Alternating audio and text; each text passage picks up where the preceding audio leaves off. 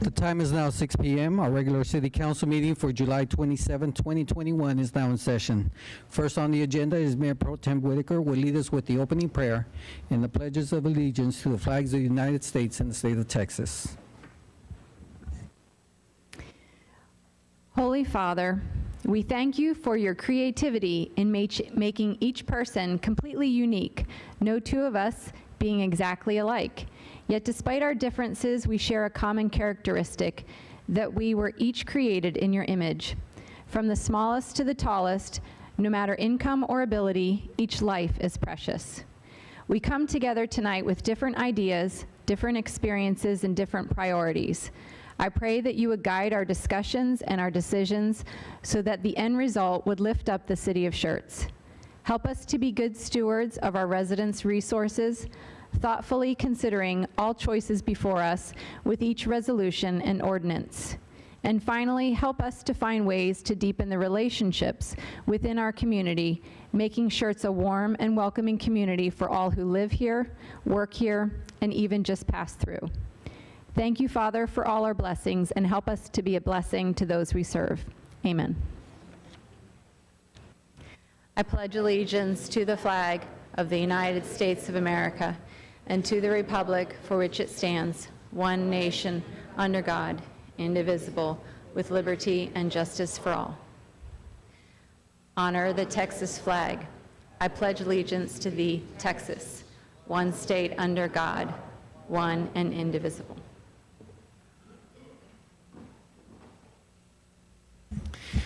Thank you, Mayor Pro Tem Whitaker. All right, we'll continue with announcements of upcoming events. Ms. Gonzalez? Thank you, Mayor.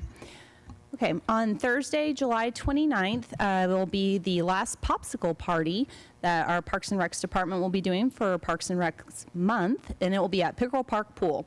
It'll be from 6 to 7 p.m. Saturday, July 31st is going to be a star party at Crescent Bend Nature Park, and that will be from 8:30 to 11 p.m. Tuesday, August 3rd, we will be back here for the next regularly scheduled City Council meeting at 6 p.m. It is also National Watermelon Day. So before that, if you'd like to go to Pickerel Park Pool from 5 to 7, there will be watermelon slices, themed games, and activities. And then also a couple of our Parks and Rec leagues kicking off on Tuesdays, September 7th through October 12th will be the Fall Adult Cornhole League from 6 to 10 p.m. and registration's open online at Schertz.com. Your registration fee includes a team t-shirt. We will also be having an adult kickball league on Sundays, September 12th through October 17th, again from 6 to 10 p.m., and registration is on Schertz.com. And finally, on November 2nd, the City of Schertz will be holding its general election for the purpose of electing council members in Place 6 and Place 7 for a 3-year term from November 2021 to November 2024. You can get in touch with the City Secretary's office, or qualifications for candidacy can be found online at www.schertz.com. And thank you very much. Thank you, Ms. Gonzalez. All right, announcements and recognitions by our city manager, Dr. Brown. Thanks, Mayor. I have a couple tonight. First of all, on the 8th of September, we'll be hosting a luncheon for the Military Affairs Committee at the base. Randolph has a group out there that invites us to lunch on occasion, and this time we thought it'd be a good idea for them to come out here and for us to host them. So we're gonna do that with the wing on September 8th, and I just think it's a good opportunity for us to host them, and we look forward to that. On September 23rd, we'll be hosting the Region 8 group of the Texas City Managers Association here for lunch, so that's a good opportunity. We haven't been able really to meet as a group in person for a long time, so we're getting that going again. And then finally, on the 2nd of October, you might want to mark this on your calendar, we're going to have an event called Get Prepped. Get Prepped, and it's an emergency preparedness block party. So we're going to host this at here at the city complex over by our public safety facilities. We're going to have demos and tours. We're going to have static displays, food and activities and giveaways.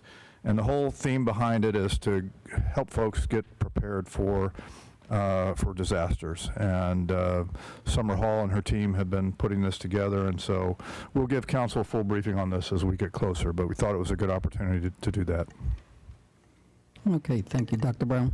Announcements and recognitions by the mayor. I do have one. I just received an email concerning Mr. and Mrs. Fernandez that broke down on 1518, and they wanted to show their appreciation to Diego Martinez. He pulled over and helped them take their car out of the roadway and gave them a ride home. So please pass along our appreciation to Mr. Martinez for helping that family out. Thank you. All right, next we have the hearing of residents. This time is set aside for any person who wishes to address the city council. Each person is limited to 3 minutes, and before addressing the council, we ask for the record, please state your name and address. Mayor Pro Tem, could you please call the first speaker? First is Don Schesler. I get it wrong every time.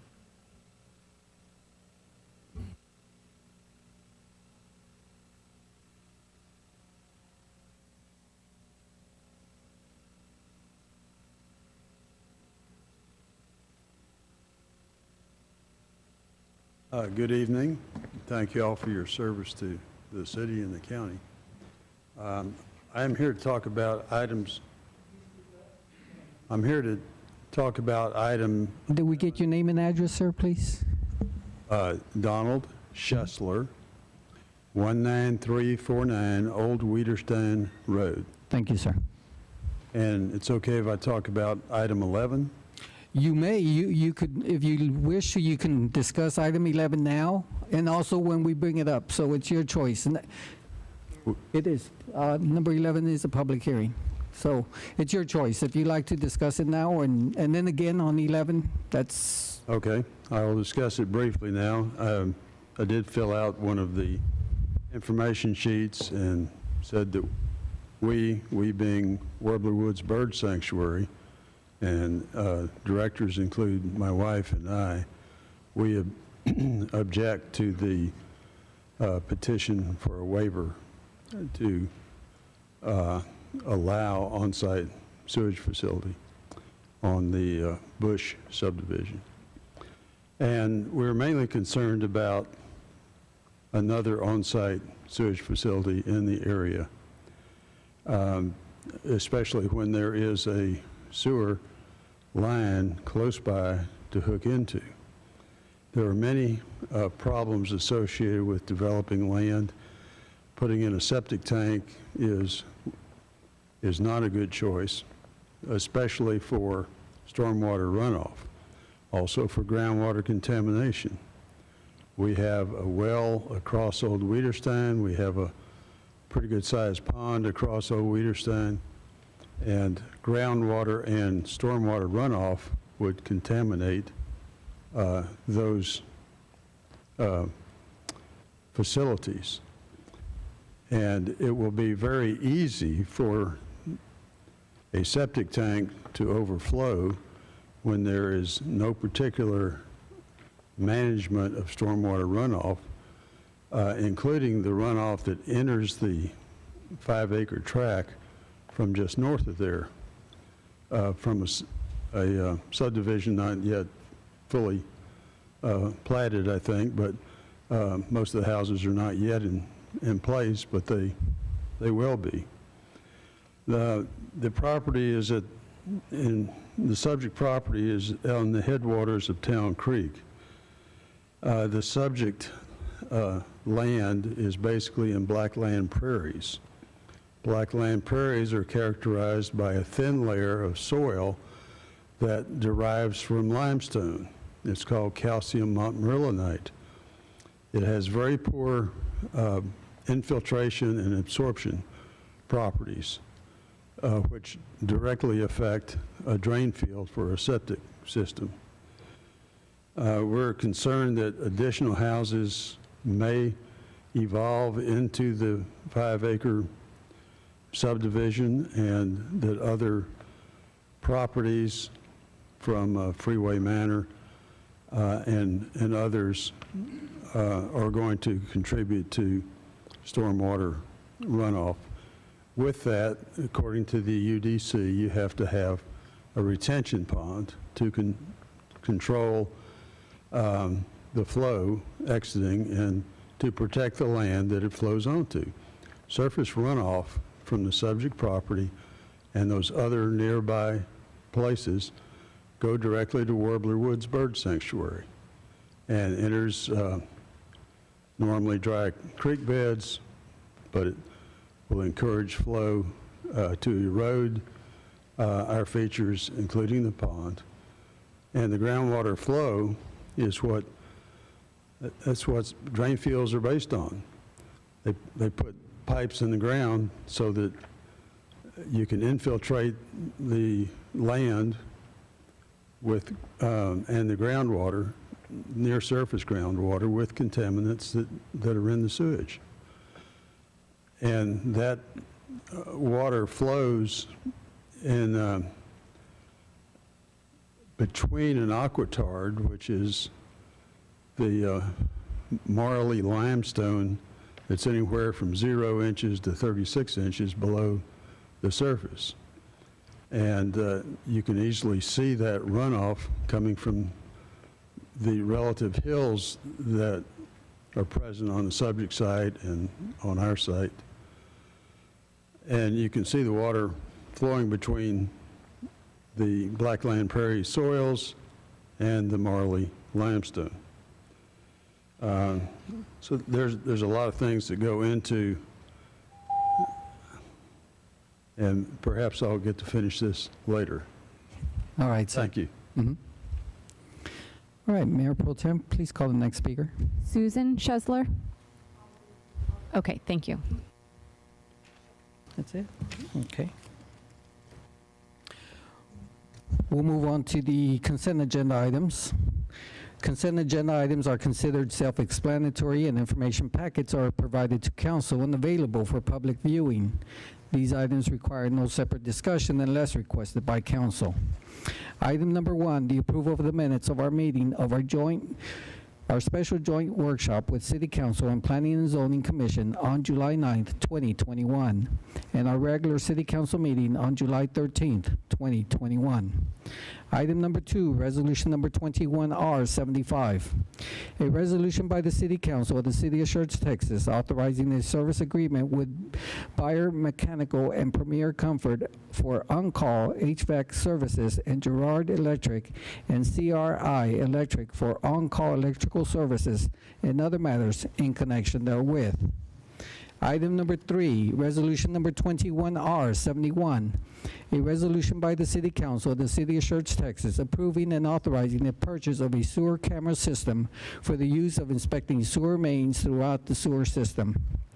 Item number 4, resolution number 21R77, a resolution by the City Council of the City of Schertz, Texas, authorizing the city manager to enter into a task order agreement with ACOG for emergency medical services on Joint Base San Antonio Randolph and other matters in connection therewith. Item number 5, ordinance number 21S27, an ordinance by the City Council of the City of Schertz, Texas, to approve a specific use permit to allow for a monopole tower telecommunications facility on approximately 0.056 acres of land located northeast of the intersection of FM 3009 and FM 78, also known as 200 FM 3009, also known as Guadalupe County Property Identification Number 153960, City of Schertz, Guadalupe County, Texas. Final reading. Mayor Pro Tem, will you read the others? Item number 6, resolution number 21R70, a resolution by the City Council of the City of Schertz, Texas, authorizing the purchase of vehicle maintenance equipment from JF Petroleum Group as part of the Fleet Maintenance Building Project and other matters in connection therewith. Item number 7, resolution number 21R67, a resolution by the City Council of the City of Schertz, Texas, approving and authorizing the water CCN transfer from New Braunfels Utilities in the Rolling Hills Ranch development to the City of Schertz. Item number 8, resolution number 21R73, a resolution by the City Council of the City of Schertz, Texas, authorizing a task order agreement with Terracon Consultants, Inc. for geotechnical services related to the Schertz Street Preservation and Maintenance Program, and authorizing budget expenditures for the project and other matters in connection therewith. Item number 9, resolution number 21R74, a resolution by the City Council of the City of Schertz, Texas, authorizing an increase to the contract with DNS Concrete Constructors relating to the CSJ number 091546-050 Schertz Pedestrian Routes and Bike Lanes Project, and authorizing the budget expenditures for the project.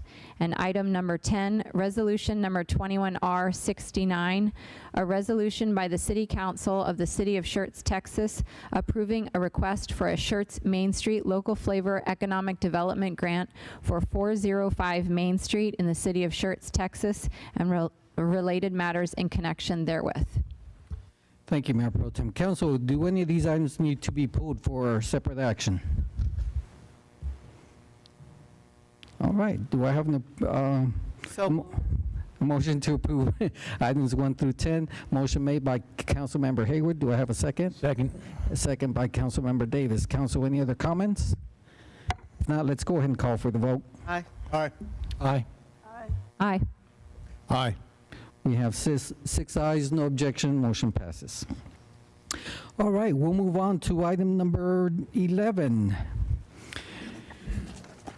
This is a public hearing, PC 2021-022, pursuant to Section 21.12.15 of the Unified Development Code, to conduct a public hearing on a request to appeal a Planning and Zoning Commission determination request for a waiver related to an on-site sewage facility for Bush subdivision on approximately 5-acre tract of land located 4,700 feet east of the intersection of Old Wiederstein Road and Cibolo Valley Drive, City of Schertz, Guadalupe County, Texas. Mr. James, floor is yours.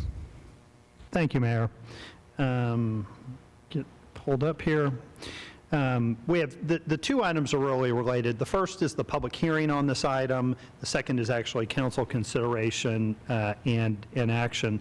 So I'll do a fairly brief overview, but essentially what we have is, as the caption said, we have about a 5-acre piece of property on Wiederstein Drive. You can see outlined in green, that went for platting before the Planning and Zoning Commission. Normally, those items just stop at Planning and Zoning. However, in this case, the applicant asked for a waiver to essentially not extend sewer to and across the front of the property, and also to be able to go on septic system related issues. That request was denied by the Planning and Zoning Commission, but the UDC makes a provision that the applicant can appeal that decision to the City Council. So that's what the applicant is doing tonight. It does require, excuse me, a notice to property owners, and so we have had a number of property owners who are opposed to it, but unlike a zoning case, it doesn't trigger a higher threshold going forward. But again, I do want to make clear, and it sounds like folks maybe do know, but just in case there was any confusion, the applicant is proposing a septic system. It's not a batch treatment plant. It's simply a septic system to serve the property. As I said, the property is approximately 5 acres. They want to plat it as one lot. It's zoned RA, residential ag, so it would allow the construction of a house and accessory buildings. But again, with it being platted as one lot, just one residential home. The waiver applies to this plat, so if at some point in the future they decided, hey, let's subdivide the property further, that would trigger a replat, that would trigger the requirement again. So if a waiver was granted, it would not sort of run with the land, it's to the plat, so a replat would trigger a new one. So again, the property, as you can see here, again, we sent out public hearing notices. We received a total of 7 in opposition. This is the plat of the subject property. As you can see, it's got an easement running through the middle of it. This is the frontage on Wiederstein, and then it extends back fairly deeply. But again, the issue on this one, unlike some of the waivers that P&Z typically deals with, is the sewer is fairly close by. It's just over 70 feet from the corner of the property. And so based on the fact that sewer is so close, and based on the property that the length of the property is, again, about double that, 140 or so feet, it's not often what we see with these waiver requests where the sewer is 1,500, 2,000 feet away. Staff is recommending denial of it. It's an 8-inch sewer line extension. And again, one of the things that we want you to keep in mind is it's not as though this request doesn't impact other property owners. So typically with the extension of sewer, as you know, it flows downhill. And so people have to extend, per the UDC, they extend the sewer across their property to serve the next property owner, and then when they develop, they extend it and so on and so forth. And so the only time you don't have to do that is if you're generally at the top of the hill and there's no one beyond who would tie into that sewer. But as you can see from the graphic here, this is the subject property, and there's a fair amount of property that would tie into that extension going forward. So the thing to keep in mind is if the waiver were granted and the next property owner down here or down here at some point in the future showed up, they'd say, well, wait a minute, why is sewer not closer? It's because the council granted that waiver, and then does that mean they would have to pay for that extension because the waiver was granted? And generally that's the case. And so that's one of the reasons staff is not recommending approval.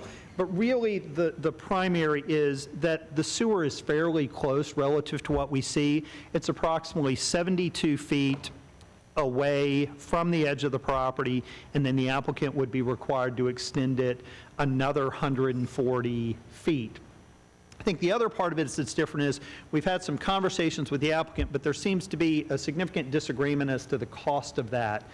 Our engineering department thinks it's probably on order of magnitude of $50,000. Now, not inexpensive, but keep in mind a typical residential lot that comes in a development, that buyer of that home pays for the cost of the street and the water line and the sewer line in front of their property. And, you know, those lots are often 70, 60, 70, 80 feet wide.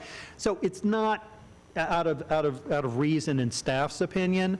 The other thing I'll point out is the applicant does have the ability to enter into a pro rata agreement for this offsite portion.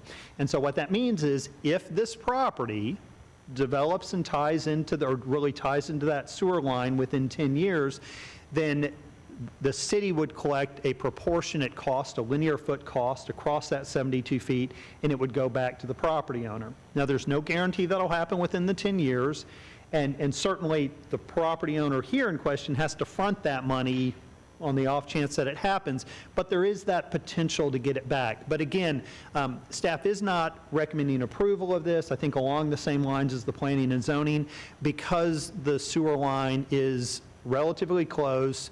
Again, because of the shape of the property, it's sort of a little bit of a flag lot. It's only another 140 feet to get it across the property. And so certainly staff can work with the applicant if this is denied to try to kind of go through our engineering construction requirements to not have the costs be greater than they would necessarily need to.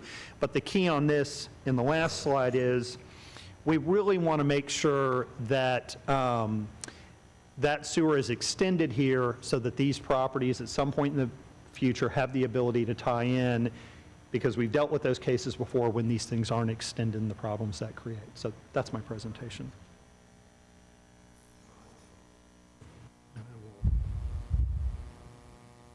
Put it on that, leave it there.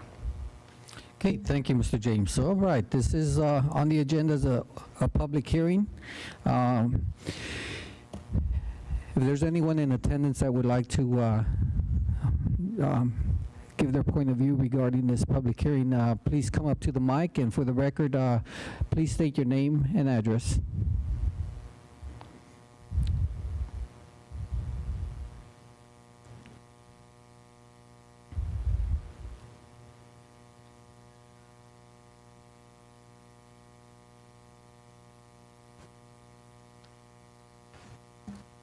I'll continue my discussion. And I have several copies of this. Yes, sir. Could you please speak up to the mic, and we'll need your name and address again, please? Thank you. I have several copies of what I'm talking about here. If anybody would like a copy, How many copies do you have, would sir? like them up there or lay them here. How many copies did you make? I think I have 6. 6. Just go ahead and hand them to me. We don't have enough for the whole council, so I'll make sure they get a copy. All right, thank you.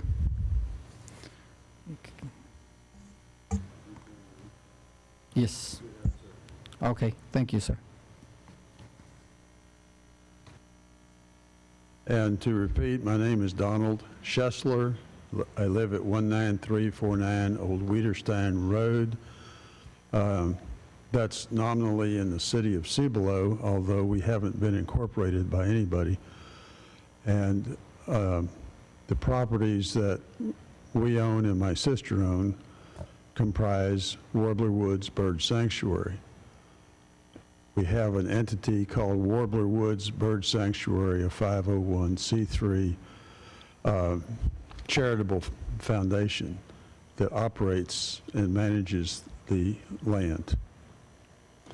So just to continue my discussion, we talked about on-site sewage facilities, meaning in this case and in most cases, septic tank and drain field. And we're worried about overfilling the whole area with surface runoff. We're worried about groundwater contamination. We're worried about odors that are generated by septic tanks and where they're going to go. And a lot of these questions are much more difficult to resolve than they appear at first.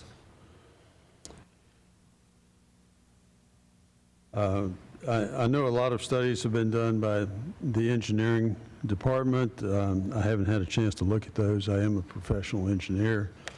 I have a PhD in engineering, and I'm a certified industrial hygienist, which has to do with occupational health and safety. We have some information on surface contours, but they may not be including what comes from Freeway Manor, which is going to be the biggest contributor of surface runoff going through that area. It's required to have surface water containment and retention. Anything that gets discharged into a sewer can be vaporized inside of a septic tank. And they're not vapor tight, and so that air pollution is released from that device, and it goes downwind and down slope because it follows surface contours. We have a little bit of a problem with road improvements, and as I'm sure you know, Old Wiederstein Road is a very narrow road with narrow easements. Looking at the boundaries imposed on the aerial photograph, it looks like, I don't know if it's supposed to be a scale, but it's inside our fence line. So it appears to want to take some of our land with no proceedings to do that. We have about a 2-foot shoulder right now.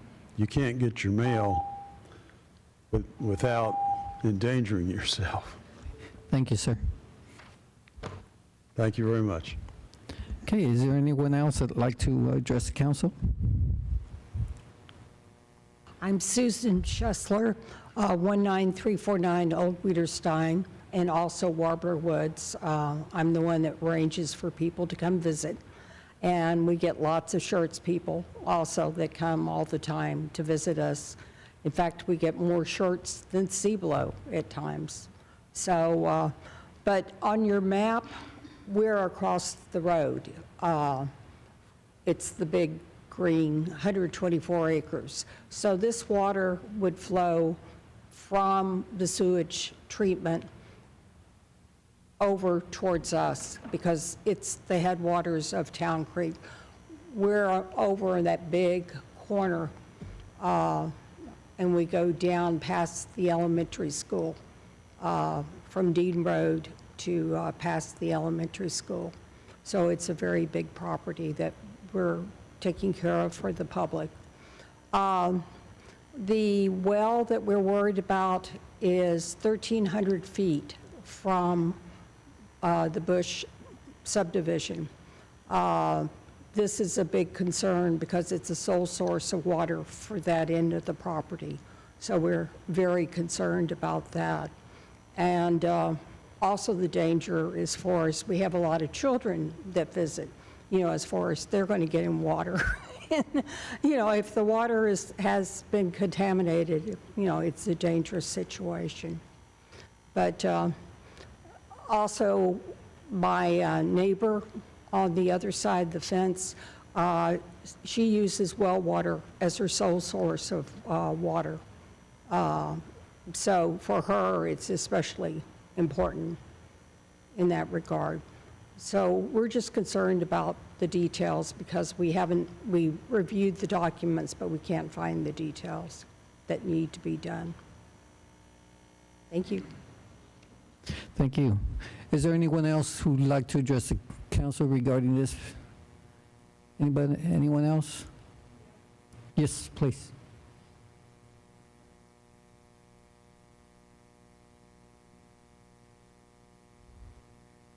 Good evening, everyone. My name is Michelle Debs. I'm live at 610. Could you speak up into the mic, please? I'm so sorry.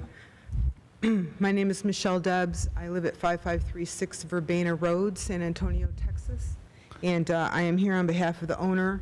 I have I'm not sure how to get in here, Mr. James. I have a few slides. Thank you.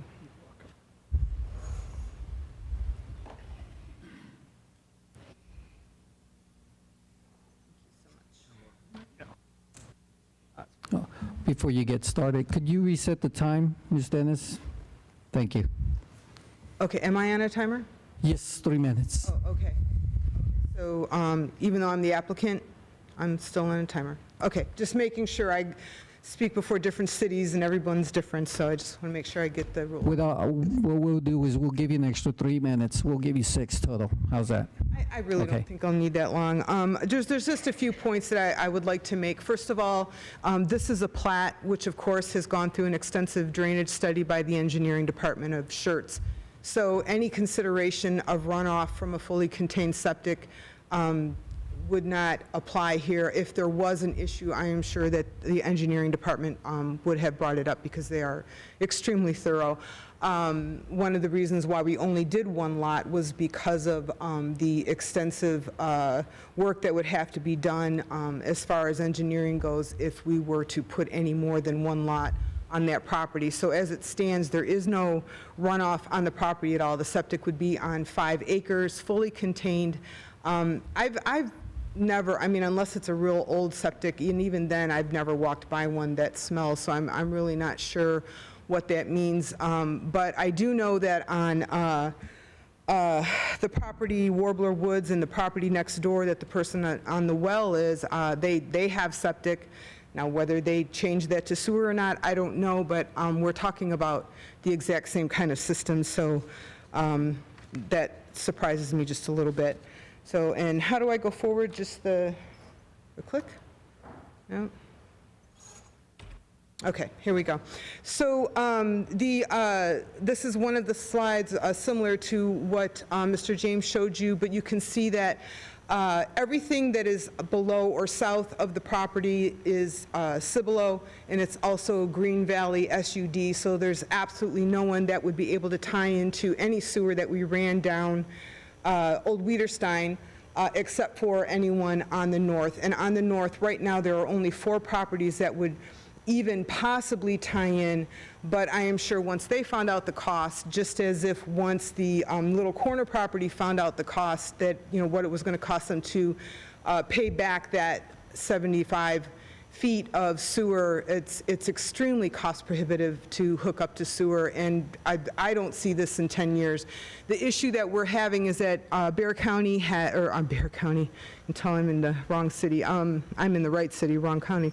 Guadalupe County has appraised this property at $178,000. We have gotten bids, and I'm not sure, did you say 50,000 or 150?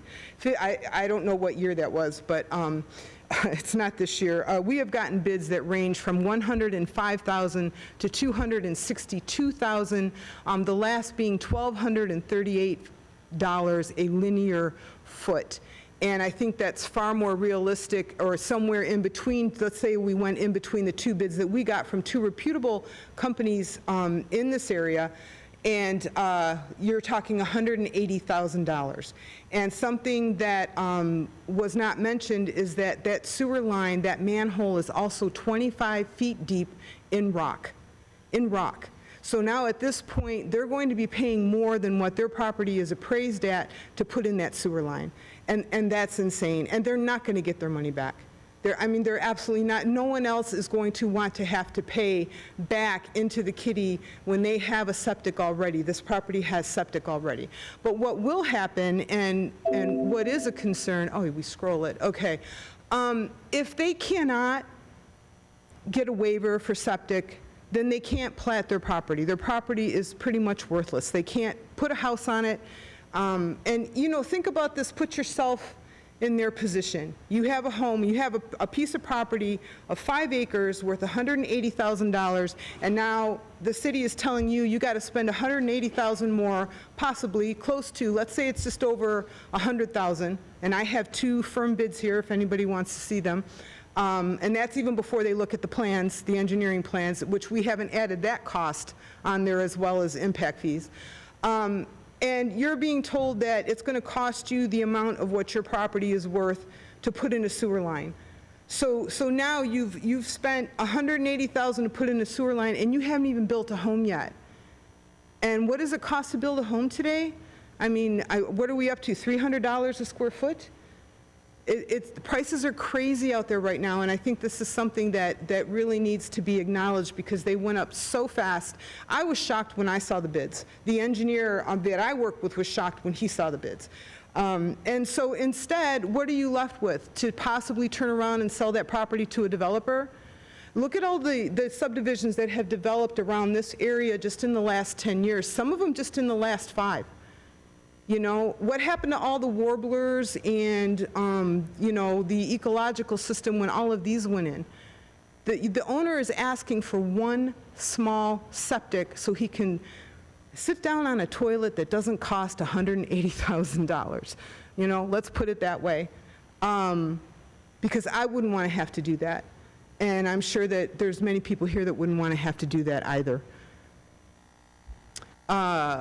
And again, this is the Green Valley CCN, so there is no one that would be served by the septic on the other side of the road. It's really, at this point, it's pretty much a pointless endeavor, and the only type of company that would be allowed, or that would able to afford putting in a sewer at that cost of somewhere between $100,000 and $263,000, and we're not even sure yet, because in those bids it also says that excess rock cutting is extra and not included in the bid.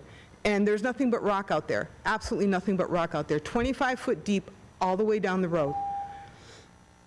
Am I done? Yes. Okay. So I appreciate your time. I would just ask that you give some consideration to the owner and what he has to go through concerning this. Thank you. All right, is there anyone else? Anyone else that'd like to address the city council in reference to this subject? Going once? Going twice? Public hearing is closed. All right, we'll move on to item number 12, which is also PC 2021-22022. Okay, Mr. James, is there any additional presentation you need to give to the council? No, there's not. Again, the Okay. same presentation. This is simply the council acting on it for the public. Okay. All right, council, floor is open for discussion. Is Michael Dalla, did Councilmember Dalla show up? I don't see him, sir. I don't see him on the screen. Okay. All right. We'll go ahead and open it up then. Yes, Councilmember Brown. Mr. James, just one quick question. The handful of other homes there that are on Weiderside going back towards Belmont Park, they're all on sewer, correct? No, so they are likely, they are on septic that's out there. So yeah, we do have homes that are out there that are currently on septic, developed before sewer came down. The residential subdivisions that have come in more recently are all on sewer. Okay. Okay. Councilmember Scagliola? Yeah, I can feel for the landowner, but this situation is real similar to another one that we dealt with up on 1103, right on the corner where the gas station is and further down. Septic system was there, they're widening the road. Hey, septic system broke down a couple of times, as they are likely to do over time. And unfortunately, the requirement is get yourself hooked up to a sewer system. That's very consistent with this property right here. Further down the line, when that sewer system goes in, if those other properties actually lose their septic systems, chances are the city will mandate that they hook into the sewer. That's just the way the system works. I don't see any inconsistencies at all. I fully support the P&Z's determination in this situation. If there's no other comments, I'd like to make a motion unless somebody else wants to. There's additional comments. Okay, fine. Okay. I'll come back to you.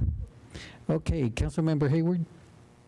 Unfortunately, I do understand what the property owners are going through, but after dealing with having homes built and living in places where there was on sewer, on septic, and then the city comes in and says, hey, you have to pay to hook up, and that's part of when you get annexed by the city. I feel for them, but it's the same situation, and so I think we just have to say no waiver granted. I'm in support of what P&Z voted on and the way they voted.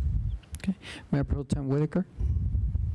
I wanted to point out that septic and well situations are used routinely, and they can be safe. And so my consideration for this is not whether or not those are good systems to be living off of, and you can put in a safe septic system. So I'm not necessarily concerned about it. I'm focused more on the issue of the UDC and the requirement and reasonableness of connecting into the sewer. And I think, as Councilman Scagliola mentioned, it can have an effect down the road. If the next person decides to do it, then the cost is that much greater.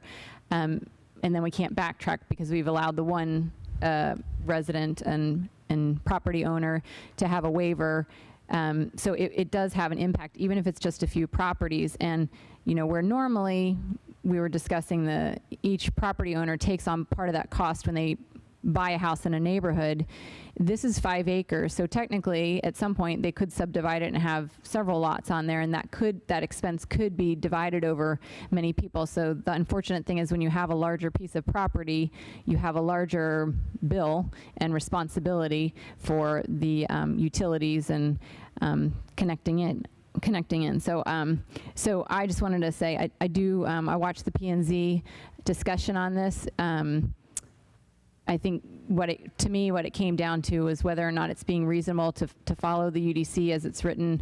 The connection distance is not unreasonable, and I think if we do approve a waiver, it would have an impact, even if it was one property owner down the line, because there's just a few there, but it would have a significant impact on them, and we would be setting the precedent for future decisions. So I would say I would deny the waiver. Okay, Councilmember Scott?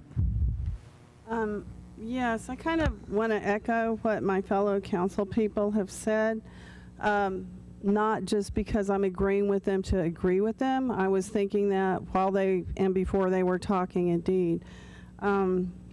As Councilman Scagliola pointed out, we had a very similar situation on 1103, and I think it's incumbent on us to strive for consistency.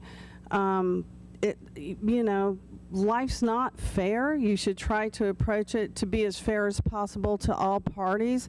I do feel for the property owner, truly I do.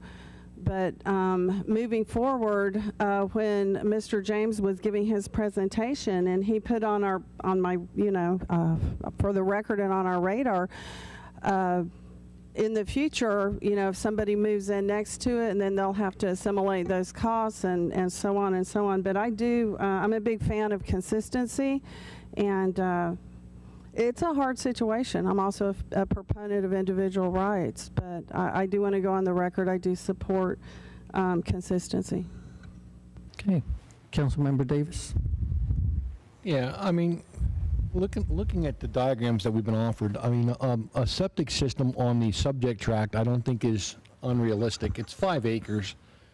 My concern, like everyone else has echoed, we have this one diagram where it shows septics on 4 other properties, and to me this looks eerily like the problem we ran into 1103. We're widening 1103, and as part of that process, it impacted septic fields. The thoroughfare plan, you know, without having a solid understanding of how soon that's going to happen, you know, ultimately at some point, Old Weiderstein calls for a widening to support the growth out in that area. I would have been interesting. It's nice to see that we've got 4 others that front Weiderstein that already have septic. It'd be interesting to know where their septic systems are in relation to the property. They are certainly not appearing to be 5-acre tracts. They look at most 1 acre. And it'd be interesting to know if we're going to have the same problem with those other 4. I think it's inevitable. Like I said, although on the subject tract a septic is probably not unreasonable, I think ultimately there's going to be a problem that's going to require that sewer line to get extended anyway. Okay. Thank you, Councilmember Davis. Councilmember Scagliola, you were about to make a motion? I can make a motion to uphold P&Z's determination to deny an on-site septic system sewage facility for the Bush subdivision. Do we have a second? Second. Okay. Was that Councilmember, well. It'll be Mayor Pro Temp Whitaker at the second. Okay. Any other comments? If not, let's go ahead and call for the vote. Aye. Aye. Aye. Aye. Aye. Aye. Okay, we have 6 ayes, no objection. The waiver has not been granted.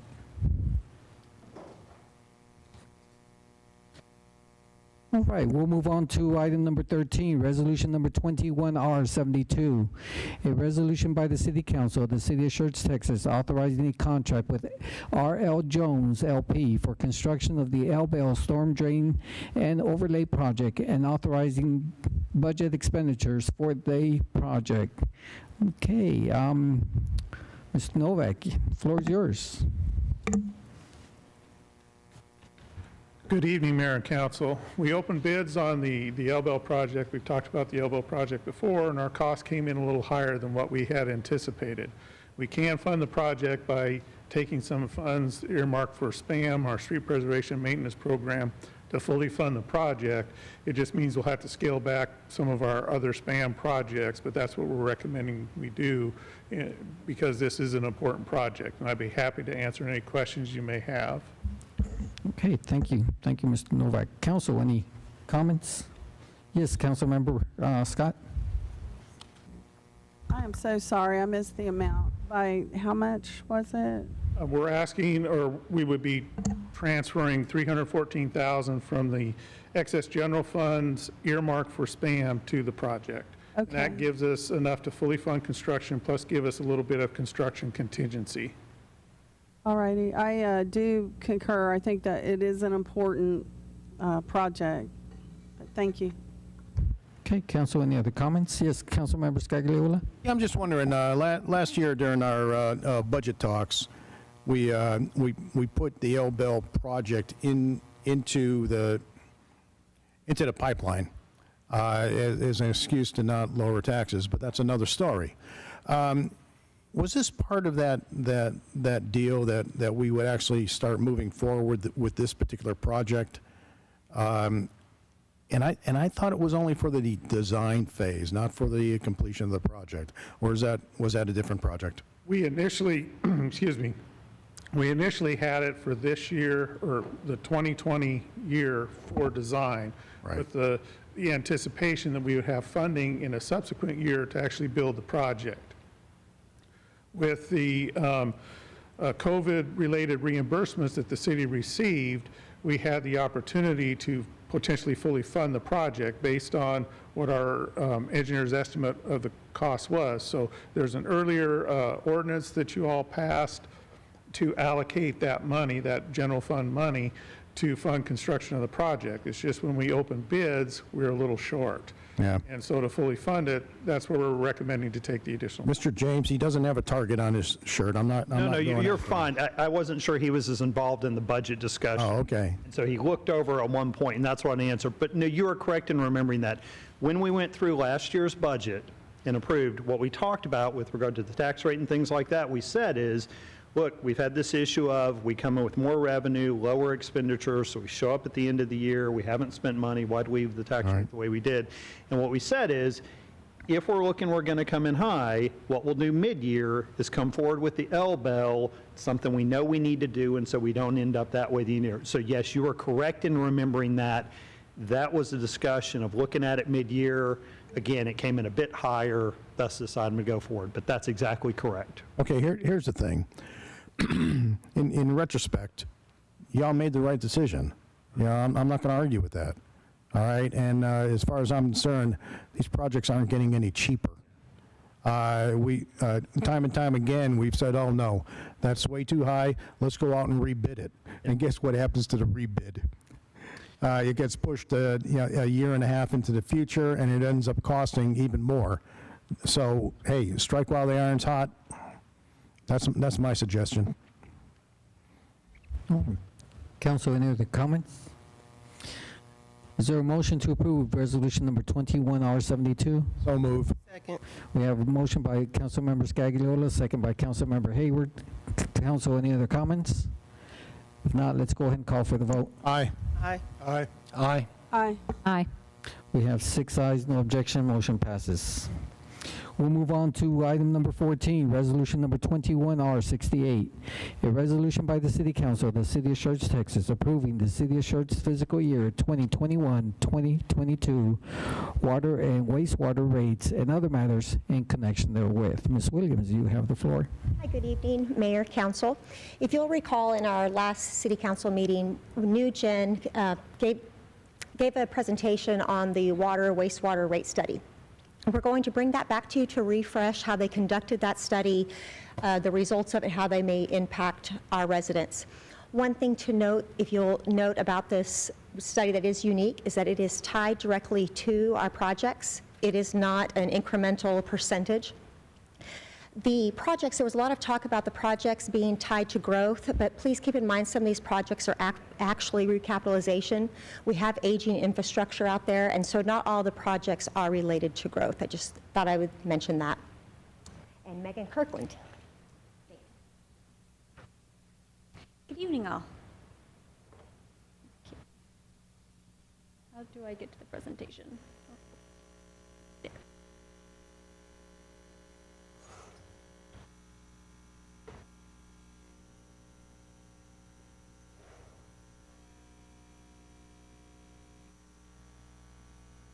Yeah, so I'm Megan Kirkland. I'm with Nugent Strategies and Solutions, and I'm here just to kind of give you all a refresher of what I talked about last time for the water and sewer rates. So here we just have your historical rate activity, and so we've had a few increases in some of the earlier years, but this past year we didn't have any increase to water or sewer. And then here's your regional bill comparison for your average residential customer at 8,400 gallons of water, and then 5,000 of wastewater. And you're about middle of the pack compared to your surrounding cities. And once again, this is not apples to apples. Every city is different. Every city treats their water and wastewater differently. So here are just the key issues. We have your growth as you are a growing community. As Suzanne mentioned, you do have a lot of capital projects, and we have tied all those directly into this model.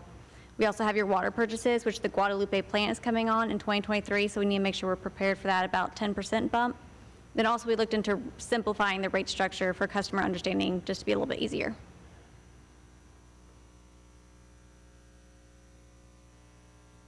Then here just shows the 5-tier rate structure instead of a 10-tier, and about half of your residential customers actually land in that 0 to 6,000 gallon range, so they would see no increase to their water bill. And then we slowly creep up about another 30,000 would get up to that 2nd tier, and then so on. And only 3% would actually get to the top tier.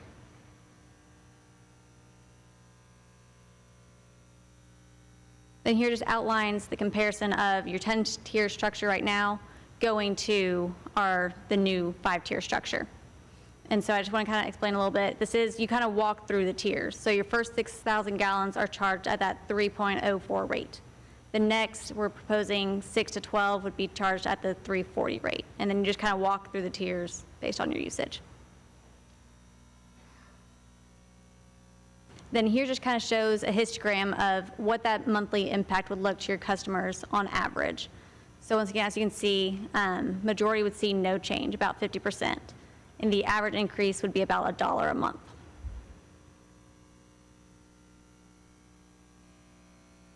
So we do have 2 scenarios. We have a 4% scenario, which is 4% just rate revenue overall, and then also a 3% scenario for 3% rate revenue.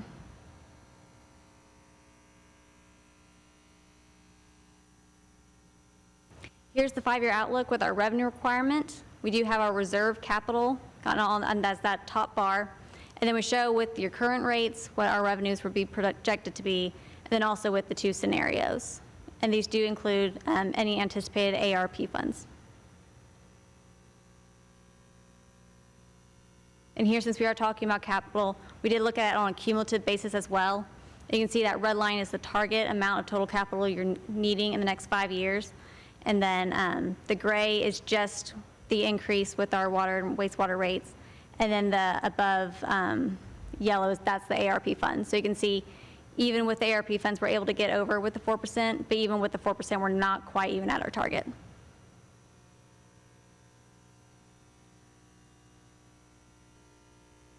Last, we just wanted to see, okay, we talk about percentages at all, so we want to actually put it in monthly impacts to residents. You can see for about your 6,000 gallon customer, it would be less than a $3 increase to their bill for the 4% scenario monthly. Then we also have 12,000 where it'd be about a little over $5.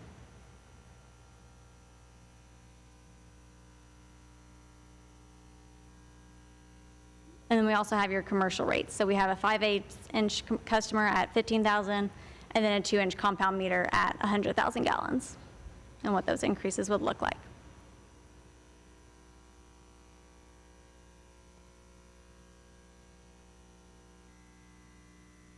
Once again, so we have a regional bill comparison. This one is at 6,000 gallons. And you can see you're still kind of middle of the pack, and even with both scenarios, you don't increase your standing among the other cities.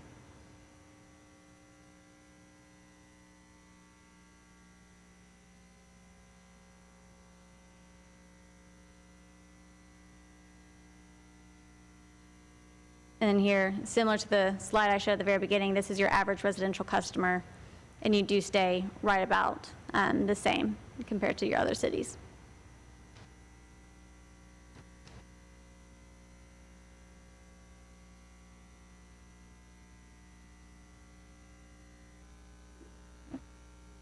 And here, like I said, we're just looking for y'all's recommendation today. We are recommending the 4% scenario just so we can cover as much capital as we can with just 4%. I think, and now just any questions that y'all have. All right, thank you. Council, floor is open for discussion. Questions? Yes, Mayor Pro Tem Whitaker. I was just going to say, at the last meeting, someone asked what a family of 5 used, so I just looked. Without considering landscaping, because we haven't really been watering the yard, we're around 12,000 gallons. So what did you say that was the impact? A little over $5 a month. So for a larger family, and we take a lot of showers. So three children. Yeah. When we had 4, we were at 17,000, but we took showers every day and a lot of wash, and it's just, and without watering a lot. I mean, it's a lot. If you choose to have kids, it's a lot. It is. Hey. No. Yes. No, go ahead, Councilmember Scott. Thank you, Mayor. On page 13. Yes. So we're still the middle of the pack at 4%. It looks like we're in the top tier, not the middle, under the 4%. High, middle, lower, top, Yeah. I would probably say. Yeah, the top. And we're not looking at, so some of these cities could also be increasing the rates for 22 as well. We don't have that information. Yeah, and so I didn't write down what page it was on, but with 3%, it was still slightly insufficient. Can you Yes, go back it to that was. page? That was right here. Yeah. Yeah, even with the ARP funds, we're still insufficient. Okay. How much of our city revenue, I remember this from a budget workshop from last year, I believe. Mr. James, do you know off the top what our revenues are that we get with our water?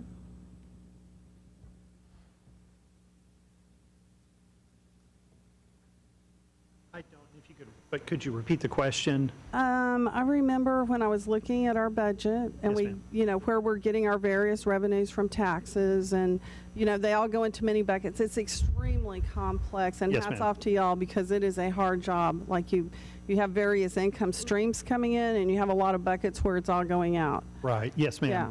So I don't recall, and one thing that I think typically, if you're referring back to what James presents, I could be wrong. We look at it a couple ways. One is we look at the general fund and where our revenues for the general fund come from. Right. Then obviously we have the water and sewer fund. Correct. And that's got those different streams that are really the ratepayers and things like that are the bulk, if not all, of the fees for that. Right. So I think I don't know the answer, and I'm not sure I understand the question. Nothing to do with the way you asked the question. I think it's No, just that one of was those very nights for me. diplomatic of you. I'm sure I could have asked it better. I'm trying to wrap my head around all of the, my goodness, there's so many variables Yes, ma'am. for all of this. I guess what I'm really getting at is if, I know that rate increases are part of life. I live in the same world with everybody else. I don't feel that some of the costs going up are commiserate with some of the incomes. For example, look at the cost of housing, and the middle class is just getting squeezed so much every single year. It's kind of like the old metaphor of the frog in the water, and pretty soon, he doesn't realize it because it's just by inches, and pretty soon he's the main course because it just keeps rising. Could we, I guess this is a question for city managers. Go back to that page. Okay, yeah, I was just showing, I think these are the estimated revenues so about 21 million. About 21 million is what we say. That's combined water and wastewater rate revenues. Yeah. So it's kind of a balancing act. With this 3%, could we get where we need to go? And whenever I've been reading somewhat over the summer, some of my reading is The Secret of Wealth Accumulation. The secrets of the millionaires is they make do with what they have. They don't all drive brand new cars. I mean, the self-made ones, not Bezos, obviously. He goes up in the rocket and all that. But, if we could kind of hunker down, but I don't want the infrastructure to crumble and fall apart, but if we could get by on a little less so we're not pinching our citizens quite as much, I guess is what I'm saying. And that is for the city manager. Yeah, let me answer that. Okay. I don't think we should. I think we could, but I don't think we should. And I think to risk our infrastructure is a very serious thing. I think to push projects to the right means they cost more in the future.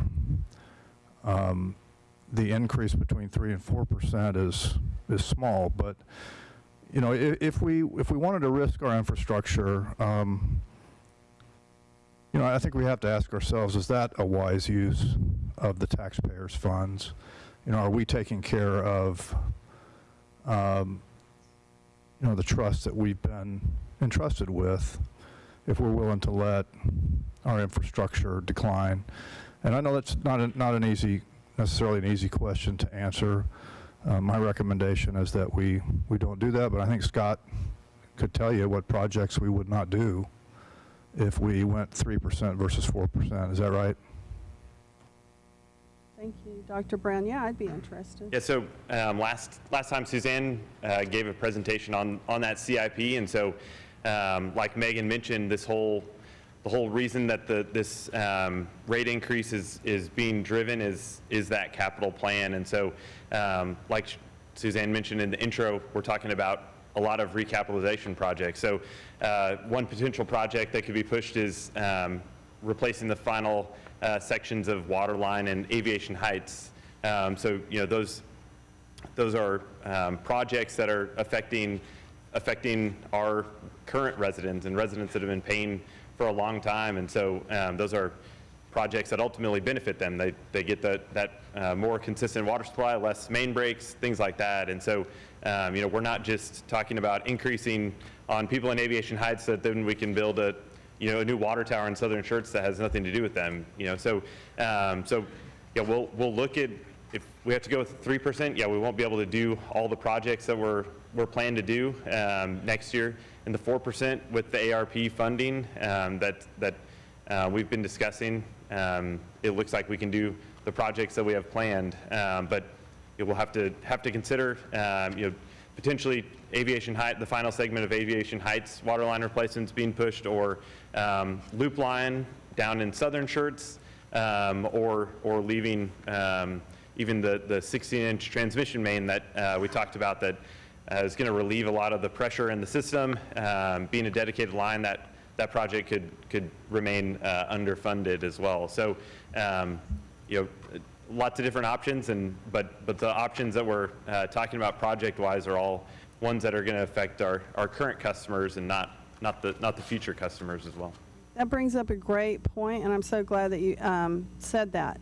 And I know the answer is going to be yes, but I have to ask it anyway.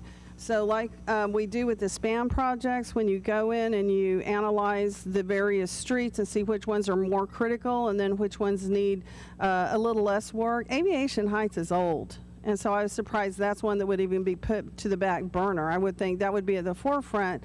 So my question for you, which I'm pretty sure the answer is already yes, do you have a system for going in and analyzing what like the triage treatment, for lack of a better way, like what's the most critical compared to what can wait? Yeah, so we track all of our leak data. So that's one thing that we can go on is where are we having leaks in the system. There's also areas that we've identified that you have undersized lines. So Aviation Heights has undersized lines. So that's not up to current standards. So we want to make sure we want to bring that up. Then we also know, just similar to roads, that utilities have a certain life, and part of the signs of that is more leaks, more maintenance, but then just pipe material. We have AC mains in different subdivisions still, and so trying to get those replaced are more likely to leak.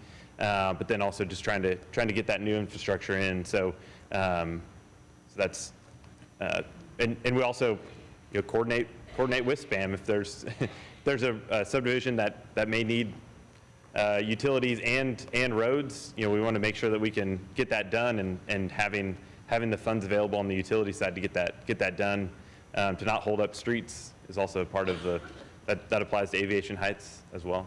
Okay, thank you. Thank you, Mayor.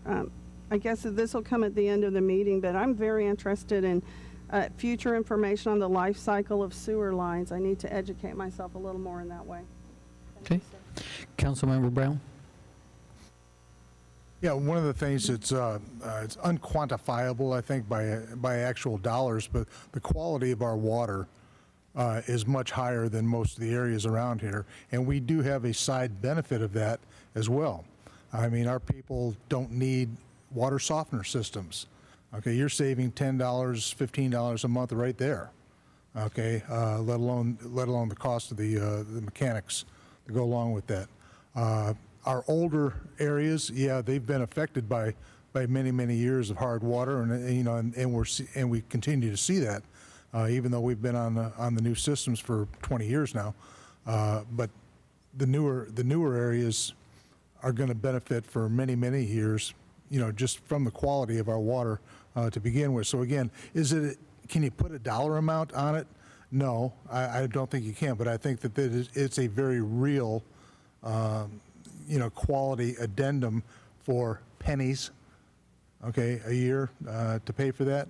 It's something that that a lot of our surrounding communities don't enjoy, and so we need to, do what we can to fix the old and keep up with everything, but at the same time, remember that we are living a little bit better than some of our neighbors. Mayor Pro Tem Whitaker? Yeah, I just wanted to finish my thought real quick to my point of saying that we have a family of 5. We're very heavy water users, and the way I'm reading the 4% increase is we're going to have an extra $5 a month. And I think for everything that we're talking about that we're able to do, I think a family of 5 who's excessive water users, I think that's a reasonable rate increase per month that I would be okay with, $5. Okay.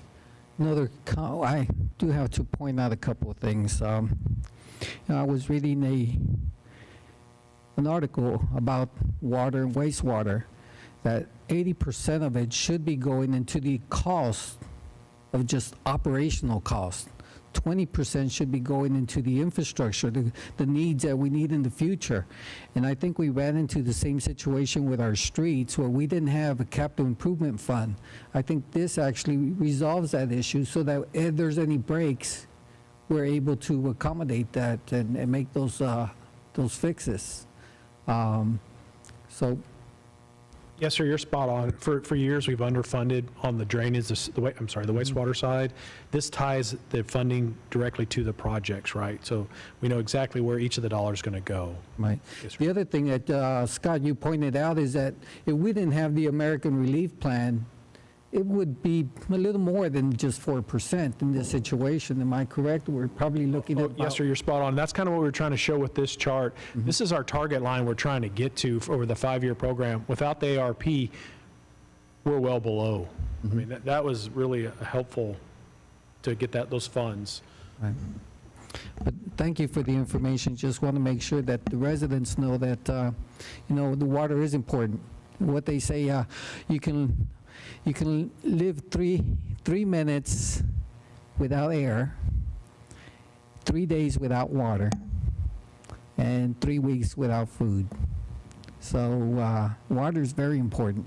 So any other comments, council?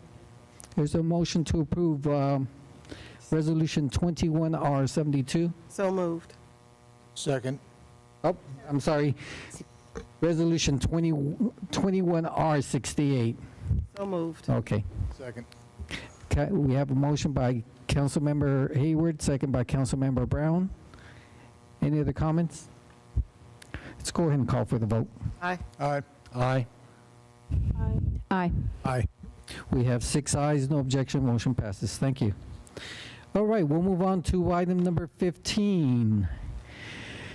That's Council Rule 21CR-01, a rule established by the City Council of the City of Schertz pursuant to the City Council Rules and Procedures, establishing a subcommittee which shall include 3 City Council members, 3 Planning and Zoning Commissioners, and staff to review and make recommendations in regards to the changes and updates to the Plan Development District standards, the new zoning district, and the tree mitigation program. Council, just a couple of things I wanted to point out.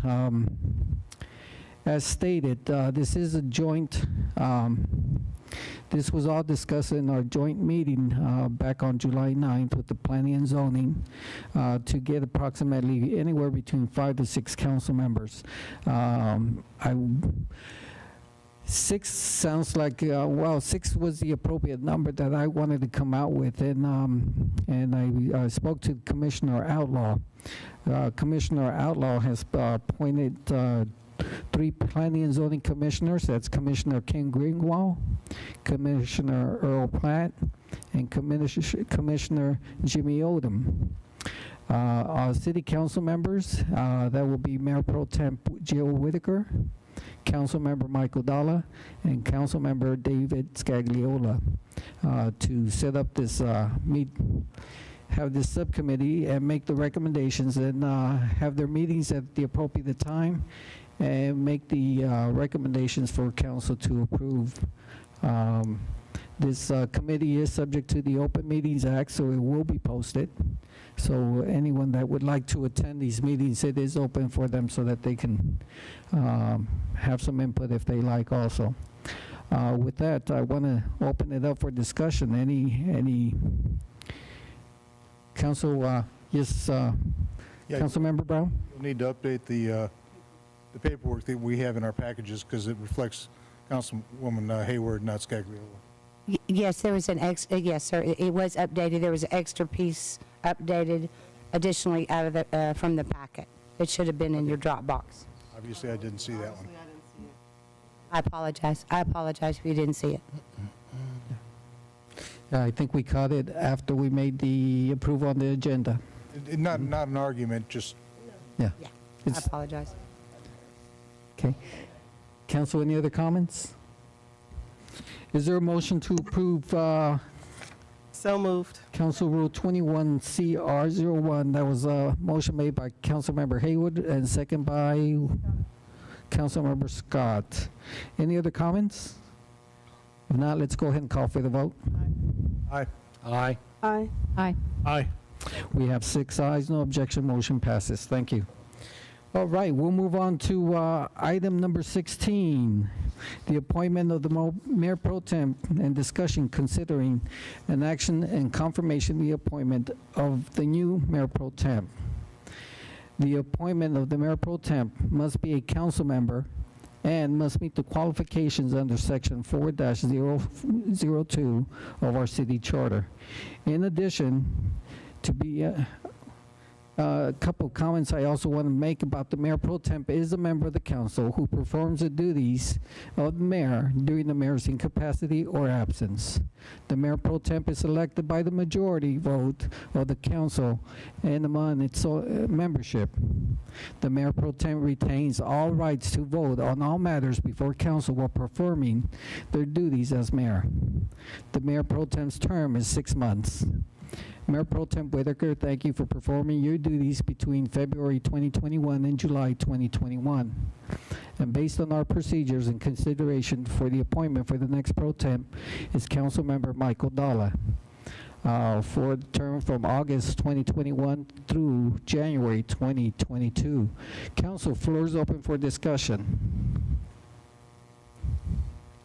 Council, yes. I'd really like to say nice things about Councilmember Dalla, but he's not here to say them, so I will refrain. But seems qualified to me. I make the motion to appoint Councilmember Dalla to the Mayor Pro Tem position. Second. Okay, we have a motion by Councilmember Scagliola, second by Councilmember Davis to appoint Councilmember Michael Dalla as our next Pro Tem. Any other comments? I hope he says his nice things about me when it's my turn. All right, let's go ahead and call for the vote. Aye. Aye. Aye. Aye. Aye. We have 6 ayes, no objection. Councilmember Dalla is our next Mayor Pro Tem and will be sworn in on our next meeting for August 3rd. All right, we'll move on to item number 17. It is a closed session. The City Council will meet in the closed session pursuant to Texas Governmental Code, Section 551.072. Deliberations regarding real property to deliberate the purchase of the value of real property, to wit, property necessary for the future expansion of FM 3009 south of FM 78. The time is now... Mayor, I apologize. Oh. You skipped over the roll call vote confirmation, sir. Did I? Yes, you Whoa. did. He's ready to go You're home. right. Yeah, okay. Scratch that. We'll come back to item 17. Okay. Roll call confirmation. Our city secretary, Brenda Dennis, will provide a roll call confirmation on consent agenda items 1 through 10, and also discussion items number 11 through 16. Ms. Dennis? Oh, Ms. Edmondson? Thank you, Mayor. Consent items 1 through 10. Motion was made by Councilmember Hayward, seconded by Councilmember Davis.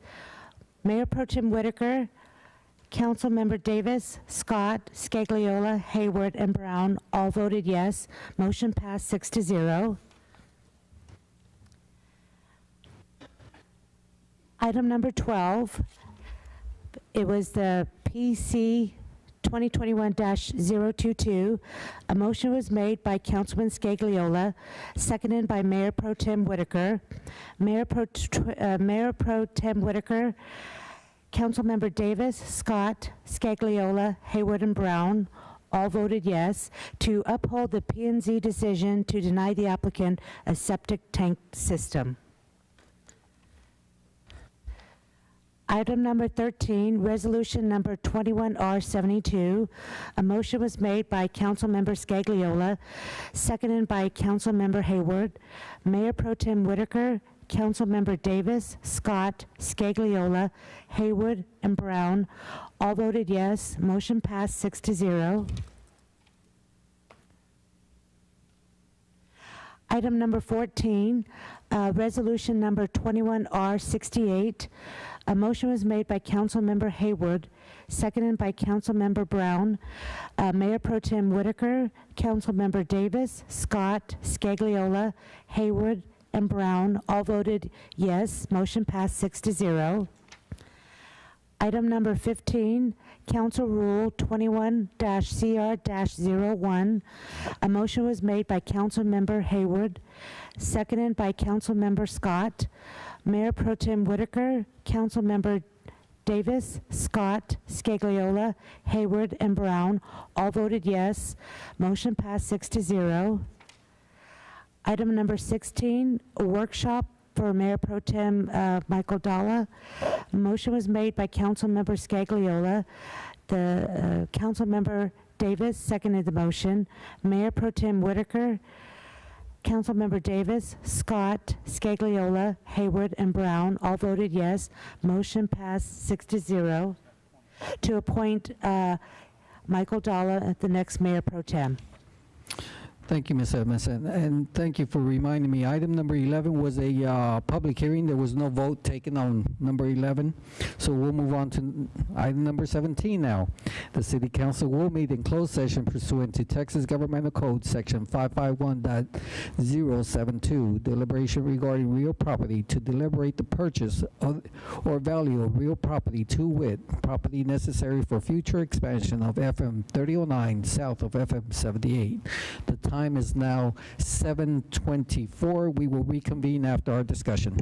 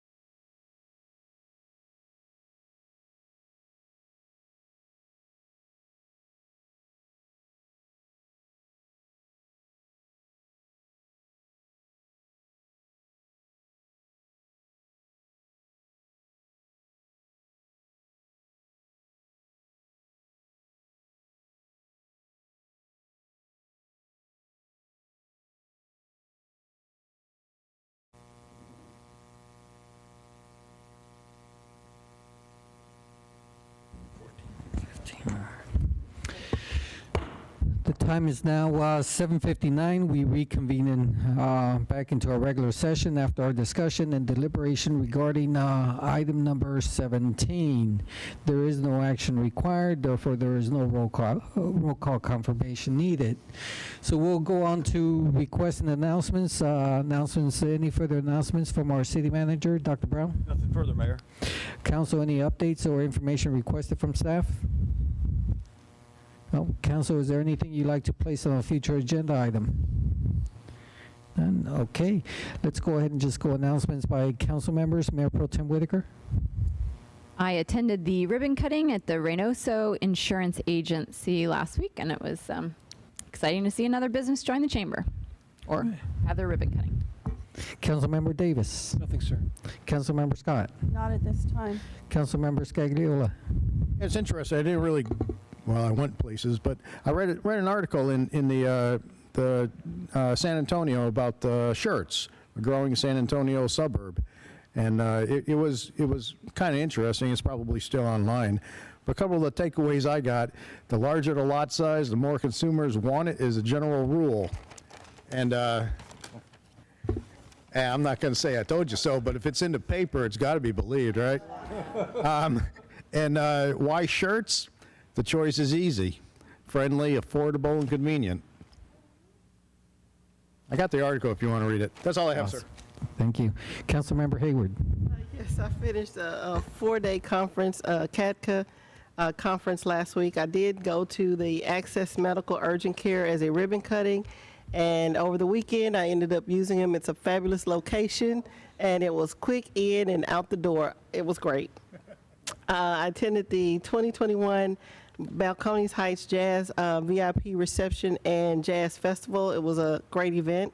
Attended the Wendy Swan public input on the splash pad, and I am currently attending the 2021 TMRS virtual conference. It is over tomorrow. That is all. Okay, Councilmember Brown. That is an advertorial in the... It was a paid advertorial, but it was still nice to see our name in lights. That's all. All right. The time is now 8:03. We stand adjourned.